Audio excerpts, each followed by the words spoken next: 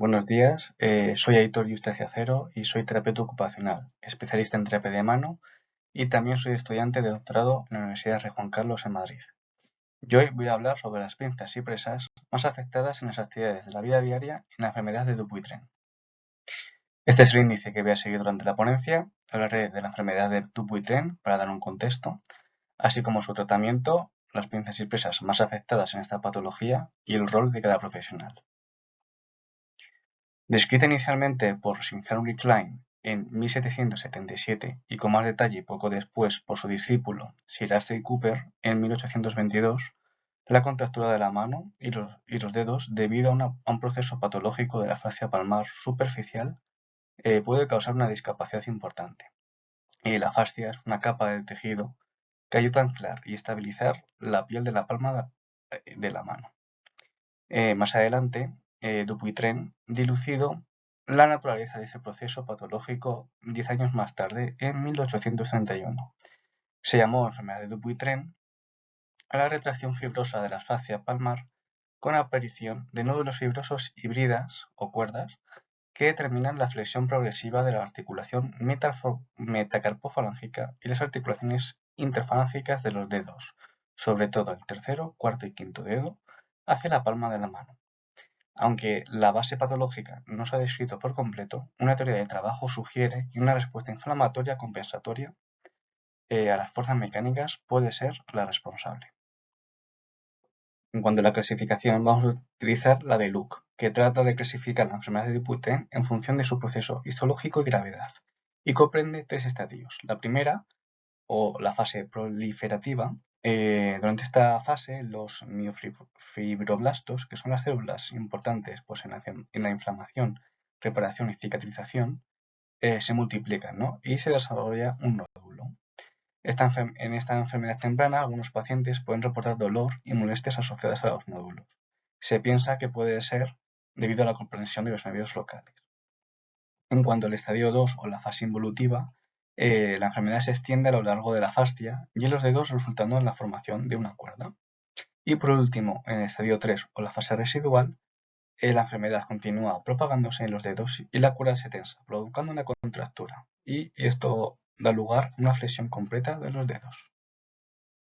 En cuanto a la epidemiología, hay mayor frecuencia en las poblaciones nórdicas, ¿no? Como por ejemplo en los países de Islandia, Escandinavia, Alemania, Gran Bretaña, que son descendientes de vikingos y normandos. También hay mayor prevalencia en hombres que mujeres y sobre todo entre 40 y 80 años. Asimismo, con una antecedencia de familiar. Los hombres tienen 6 veces más probabilidades que las mujeres de presentar la enfermedad y rara vez ocurre en niños. También la enfermedad bilateral es más frecuente en hombres que en mujeres. En cuanto a los hombres, la incidencia aumenta a partir de la quinta década y en las mujeres a partir de la sexta. Y la causa, aunque hemos dicho que es desconocida, seguramente tenga un origen genético, que sea autosómico dominante. Existen ciertos factores de riesgo que pueden dar la enfermedad de Dupuytren, ¿no? Y estos son el consumo excesivo de alcohol, el tabaquismo, la enfermedad hepática, epilepsia, la diabetes, el trabajo manual y los traumatismos en las manos. Asimismo, también se ha visto que trabajo manual, sobre todo con vibración. En cuanto al tratamiento, el conservador no quirúrgico no es eficaz, ya que se ha probado con farmacoterapia, ¿no? Como por ejemplo la inyección de corticoides, o incluso terapia física como ultrasonidos, terapia manual y masajes, y radioterapia. Al final se ha visto que en una fase inicial puede servir, pero apenas hay estudios con grupos controles, por lo tanto hay muy poca evidencia sobre esto. El que sí se sabe que funciona es el quirúrgico y va a depender de la gravedad de la contractura, las articulaciones afectadas, la incapacidad funcional y otros factores como por ejemplo la edad y el pronóstico. El criterio quirúrgico para poder operar es que exista una contractura de metacarpofalángicas mayor de 30 grados y de interfalángica mayor de 15. Asimismo, tener incapacidad de meter la mano, por ejemplo, en el bolsillo o dejar la palma de la mano contra una mesa. Hay diferentes tipos de cirugía, aunque las más utilizadas son la fasciotomía abierta limitada, en el cual es un procedimiento bastante invasivo, ya que hay que abrir la mano, y cortan las cuerdas de la mano y extirpan la fascia enferma. Por lo tanto, el tiempo de recuperación va a ser mayor. Luego existe la infiltración con colagenasa, que se utiliza esta enzima para descomponer el colágeno y luego facilitar la ruptura. Y luego estaría la fasciotomía percutánea con aguja, que al mismo como la otra no es necesario abrir, se utiliza anestesia local y en esta, por ejemplo, se cortarían las cuerdas afectadas. Y también esta última se está utilizando conjuntamente con el ecógrafo. En casos más graves puede realizarse artrodesis, que es fusionar las articulaciones, o incluso la amputación. Hay que destacar que la cirugía mejora la función, pero nunca va a curar la enfermedad, ya que luego puede haber recidivistas. En cuanto a las pinzas, existen diferentes definiciones, ¿no?, según los autores y van a variar dependiendo de los números de los dedos que se utilizan, si participa o no la palma y en cuanto a la precisión, es decir, el tamaño del objeto. Por ejemplo, Long y colaboradores, en 1970, definen la pinza como una actividad de comprensión entre el dedo índice y el pulgar, o los dos primeros dedos y el pulgar. Está ligado con la destreza manipulativa, es decir, la capacidad para tomar, mantener, explorar y manejar directamente objetos pues, con las manos, o bien con los dedos. Como podéis observar, existe un gran número de presas, según Capanghi, y va a depender pues, de los números de dedos que se utilicen, la palma o incluso si interviene la gravedad.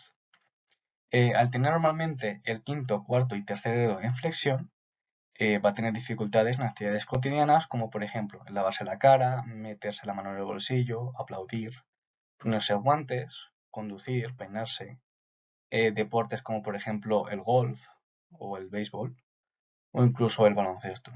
Y asimismo también empuñar herramientas. Por lo tanto, las pinzas con mayor dificultad serán las presas que utilicen varios dedos, ¿no?, las pluridigitales. Y, por ejemplo, vamos a ver, las presas tridigitales, es decir, que utilizan 3 dedos, como por ejemplo la pulpejo lateral. Interviene el pulgar, el segundo y el tercer dedo. Se utiliza para coger, por ejemplo, pues una pelota pequeña, coger un tenedor, al desenroscar un tapón de una botella o, por ejemplo, en la escritura. Luego tendríamos la presa pentadigital, es decir, que utilizamos 5 dedos, y sería la pulpejo, que solo utilizamos los pulpejos de los dedos.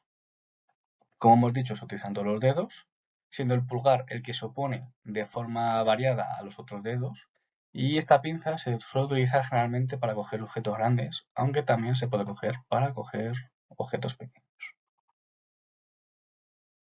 Luego estaría la presa palmar plena, en la que la cara palmar de los dedos y la palma están en contacto con el objeto. Se utiliza para coger objetos bastante voluminosos, incluso pesados, ¿no?, como por ejemplo pues un secador de pelo.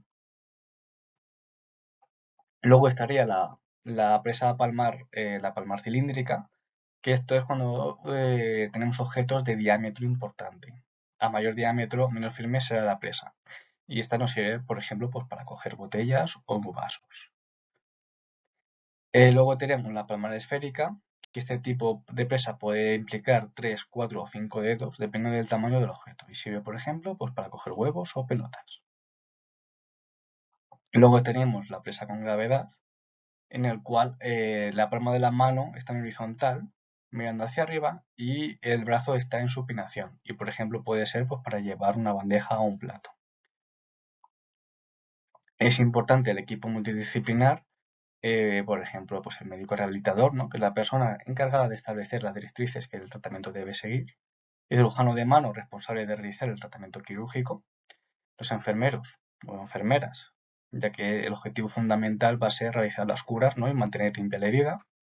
El fisioterapeuta se ocupa de la recuperación de la función motora, tanto como rango articular o ganar fuerza, y los terapeutas ocupacionales se ocupan de realizar, pues, por ejemplo, las férulas termoplásticas, el tratamiento del edema, de la cicatriz, si hay dolor, para ganar otra vez fuerza, para aumentar la destreza manipulativa, si hay problemas de sensibilidad, o incluso pues, adaptar, si fuera preciso, o incluso recomendar y entrenar el uso de productos de apoyo en las actividades de la vida diaria, ¿no?, como por ejemplo pues, el aseo o la alimentación.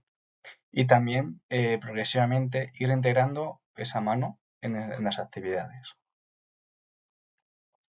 Por último, la bibliografía utilizada para la ponencia y espero que sea de interés. Muchas gracias y un saludo.